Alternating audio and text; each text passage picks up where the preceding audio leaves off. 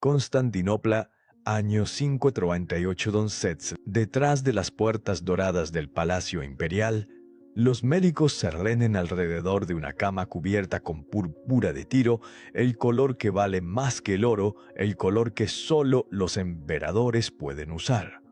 La mujer que muere en esa cama una vez actuó desnuda en el escenario mientras gansos picoteaban granos de entre sus piernas. Ahora lleva una corona que gobierna la mitad del mundo conocido.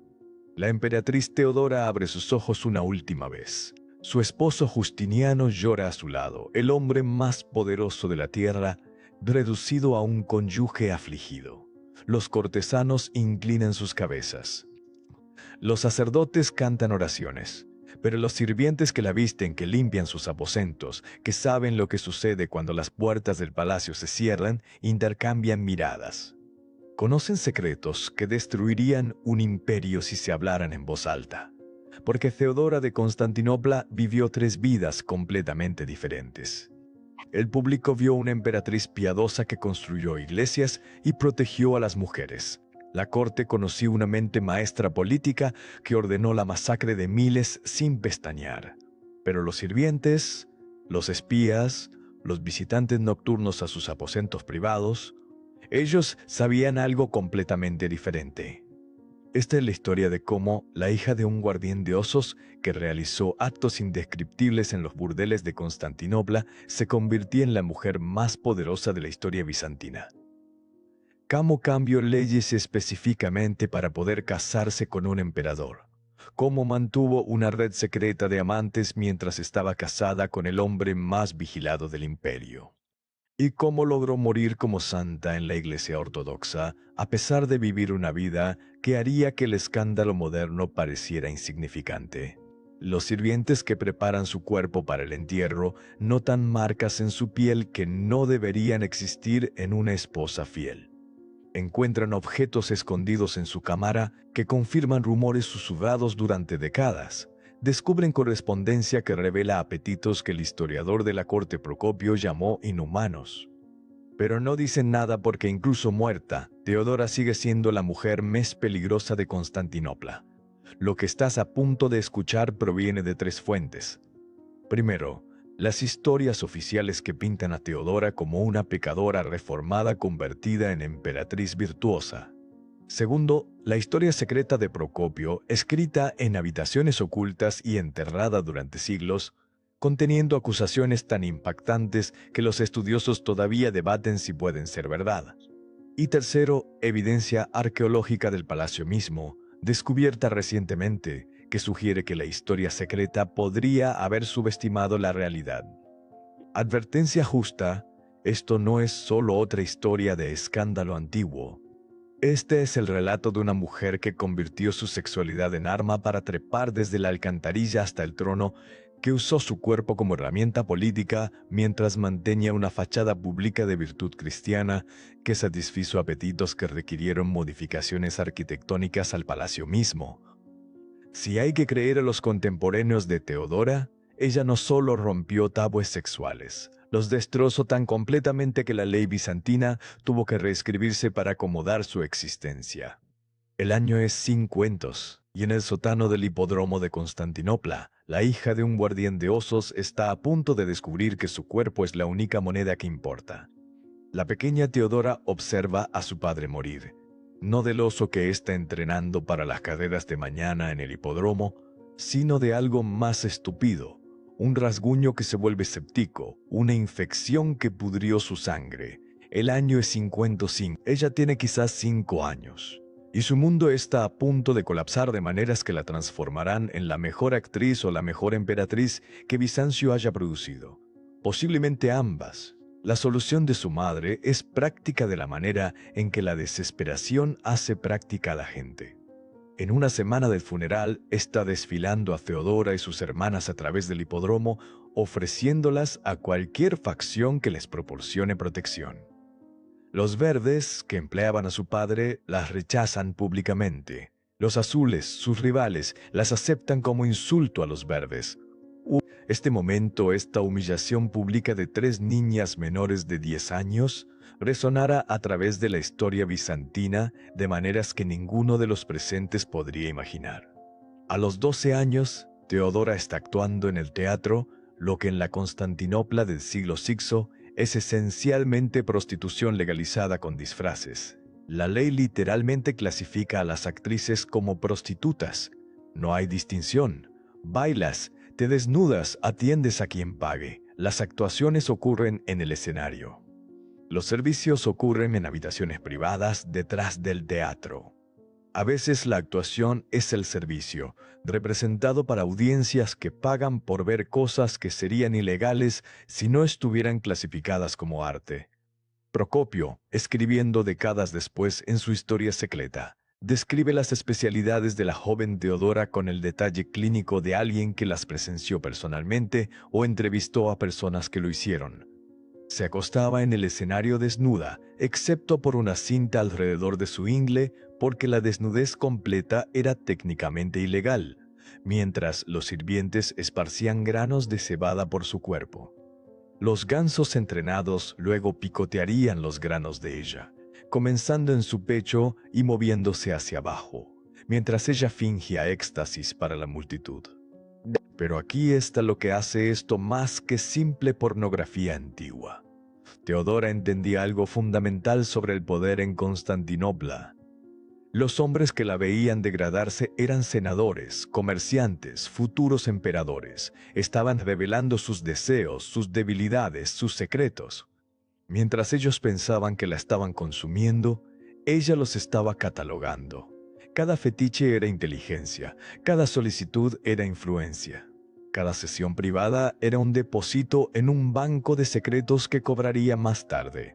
Los relatos contemporáneos, incluso los hostiles, coinciden en ciertos detalles. Teodora poseía inteligencia inusual, memoria fotográfica para caras y conversaciones y la habilidad de hacer que cualquier hombre sintiera que era la única persona en la habitación. Hablaba múltiples idiomas con fluidez.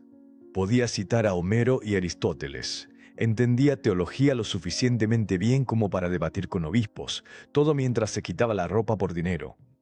La logística de su trabajo era matemáticamente asombrosa. Un relato afirma que atendió a 30 hombres en una sola noche. Luego se quejó de que solo tenía 3 orificios con los que trabajar. Otro describe cómo organizaba competencias para ver si podía agotar unidades militares enteras. Estos números probablemente están exagerados, pero incluso la mitad representaría un tipo de resistencia física que trasciende la capacidad humana normal. A los 16 años, se había graduado de los teatros comunes a fiestas privadas para los ultrarricos. Estas no eran solo orgías, aunque también lo eran. Eran eventos de networking donde el gobierno en la sombra de Constantinopla conduce a negocios reales. Los acuerdos comerciales se negociaban sobre cuerpos desnudos. Las alianzas políticas se sellaban con mujeres compartidas. Feodora no solo estaba presente en estas negociaciones, estaba memorizando cada detalle. La transformación de actriz a cortesana ocurrió a través de la selección estratégica de clientes. Identificó hombres con poder real versus aquellos con solo dinero. Cultivó relaciones con sus esposas, volviéndose indispensable para los hogares como amante y confidente. Aprendió que senadores recibían sobornos, que generales preferían muchachos, que obispos visitaban búrdeles. La información se convirtió en su moneda real. Su primera relación importante fue con Escébolus, el gobernador de Pentápolis en el norte de África.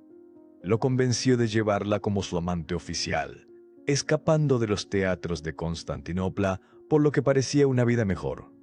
La relación duró 4 años antes de que él la abandonara en Alejandría sin dinero y a miles de millas de casa. La mayoría de las mujeres en su posición habrían regresado a la prostitución o muerto. Teodora hizo algo inesperado. Pasó un año en Alejandría estudiando con teólogos cristianos, no porque encontró religión, sino porque reconocí que el cristianismo se estaba convirtiendo en la estructura de poder dominante del imperio. Aprendió la doctrina monofisita, la rama del cristianismo que más tarde definiría sus alianzas políticas. Memorizo las escrituras. Cultivo relaciones con obispos poderosos. Se transformó de mujer caída en pecadora arrepentida, una narrativa que resultaría invaluable más tarde. El viaje de regreso a Constantinopla la llevó por Antioquia, donde pudo haber conocido a Justiniano por primera vez, aunque los relatos difieren. Lo que es seguro es que para el año 52 estaba de vuelta en Constantinopla, ya no actuando en teatros, pero manteniéndose a través de una combinación sospechosa de hilar lana y relaciones estratégicas con hombres poderosos. El hilado de lana era un eufemismo, todos lo sabían, pero proporcionaba el barniz de respetabilidad que necesitaba para su próximo movimiento. Algo había cambiado en Teodora durante sus viajes. La mujer que regresó a Constantinopla no era la misma niña que había partido con Esebolus. Había visto las estructuras de poder del imperio desde adentro. Entendí que el sexo era solo una forma de moneda en una economía compleja de influencia. Había desarrollado un plan a largo plazo que habría parecido una locura si alguien lo hubiera sabido.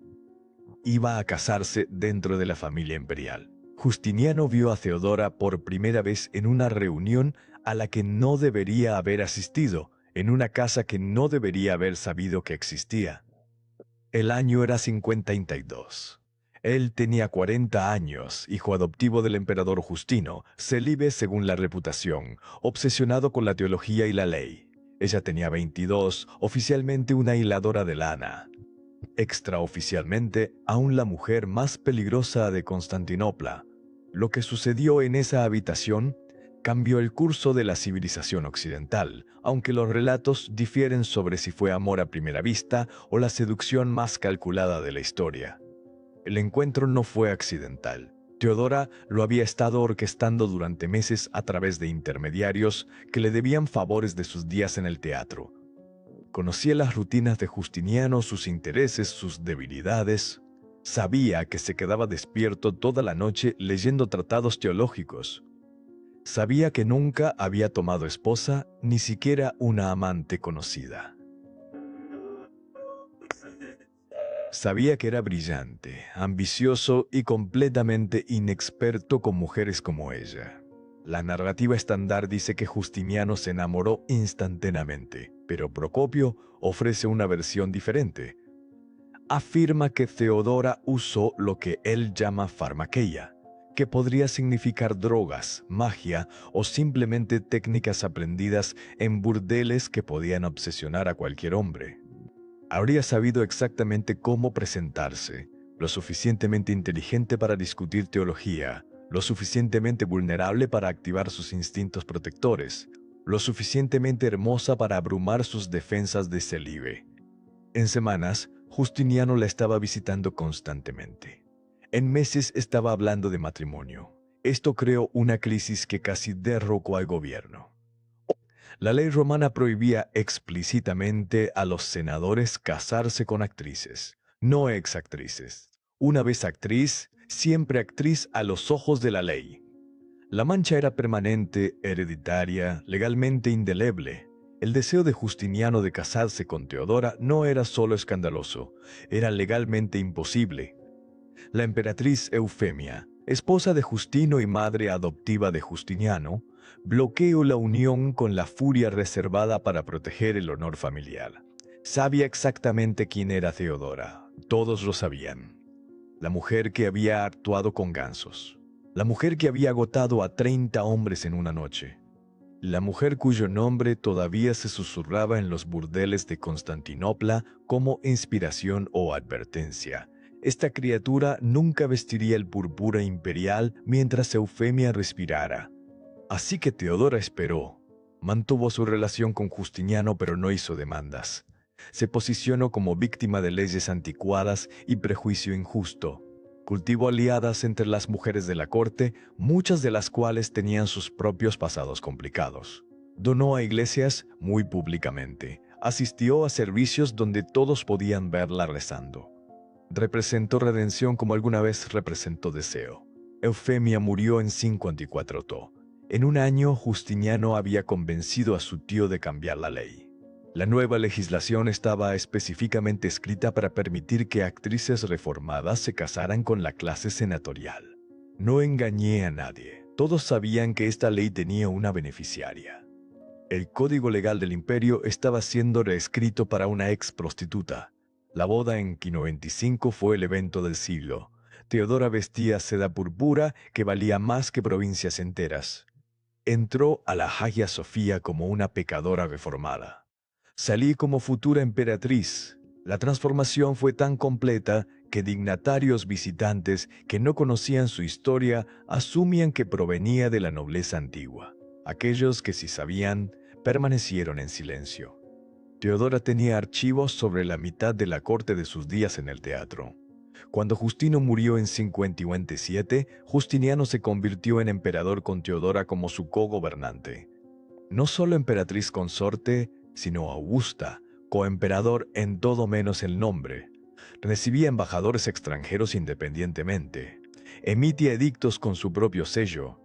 Mantenía una corte separada con su propio presupuesto y ejército de burócratas. Ninguna mujer en la historia romana había ejercido tal poder oficial.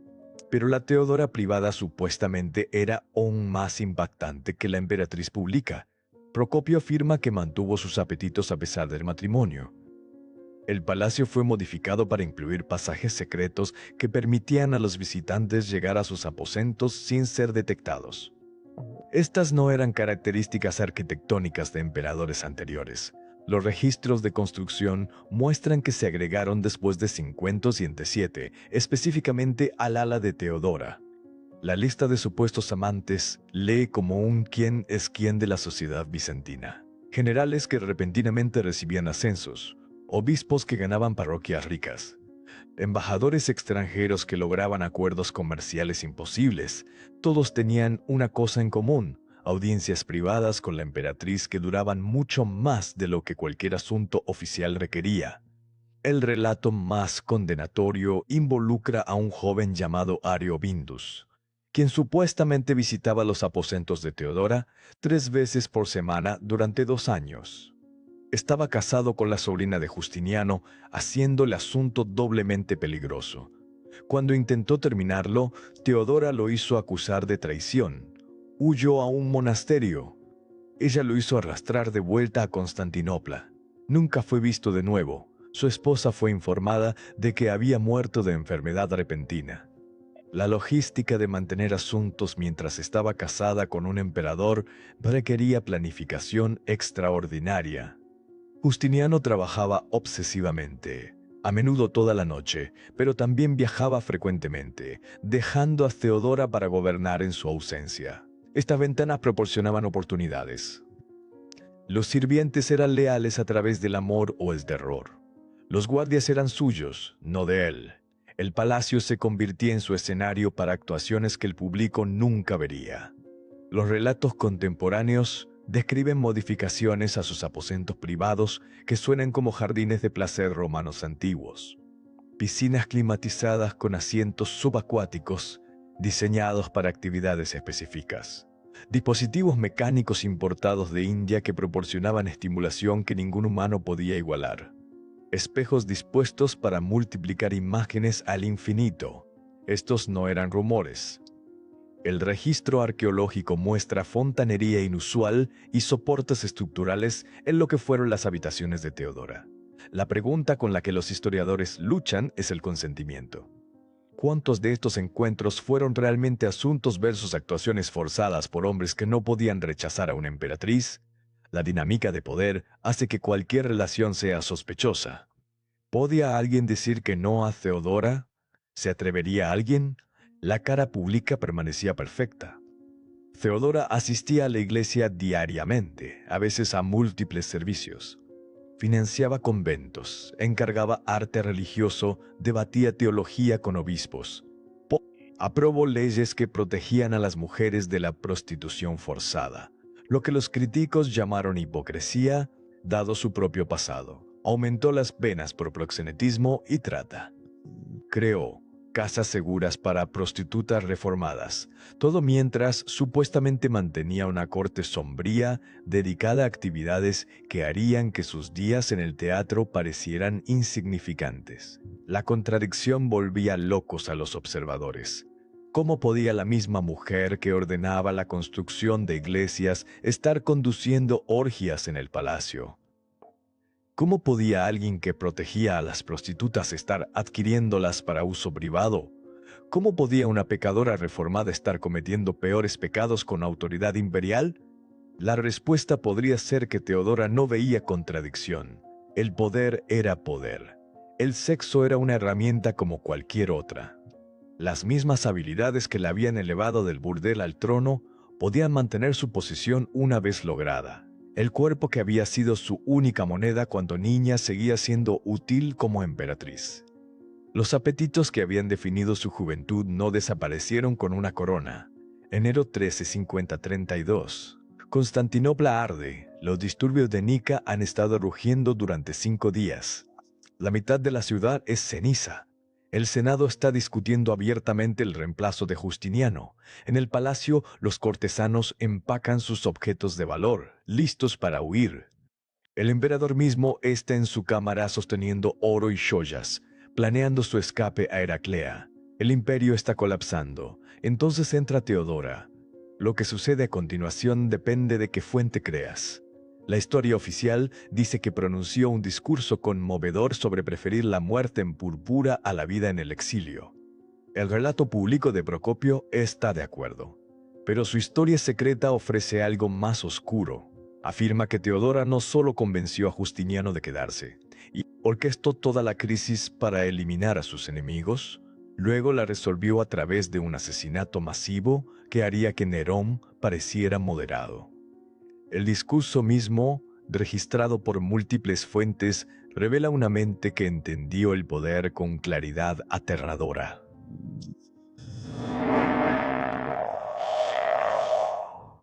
El púrpura hace una buena mortaja, supuestamente dijo. Nunca veré el día en que no me llamen emperatriz. Si deseas huir, César, tienes el dinero. Los barcos están listos, el mar está abierto. Pero considera si después de que hayas escapado a la seguridad, no preferirías la muerte a la salvación. Yo me quedaré. Creo en el viejo dicho, la realeza es una buena mortaja de entierro. Justiniano se quedó, pero más importante, le dio a Teodora el control de la respuesta. Lo que siguió no fue negociación ni compromiso, fue masacre sistemática disfrazada de aplicación de la ley.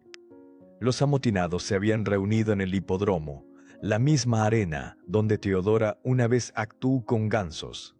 30.000 personas apinadas en un espacio destinado al entretenimiento, ahora sirviendo como asamblea revolucionaria, ya habían coronado un nuevo emperador, Hipatius, sobrino del anterior emperador Anastasio. Pensaban que habían ganado. La solución de Teodora fue elegante en su brutalidad. Envió a los eunucos con bolsas de oro para sobornar a la facción de los azules, recordándoles que Hipatius era apoyado por los verdes, sus rivales antiguos. La división apareció entre la multitud.